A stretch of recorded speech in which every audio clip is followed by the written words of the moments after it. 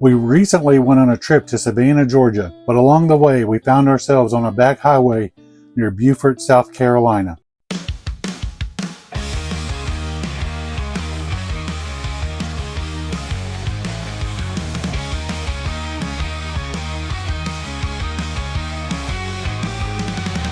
About 20 miles from Beaufort, South Carolina, on Old Sheldon Road in Yemassee, South Carolina, sits the Old Sheldon Church Ruins. They're originally called the Prince William's Parish and was built sometime in between 1745 and 1753. During the Revolutionary War, the British burned it down in 1779, and it sat in ruins until around 1826. But it had another short-lived life. The story goes that it was burned down by the Federal Army and General Sherman. Or was it?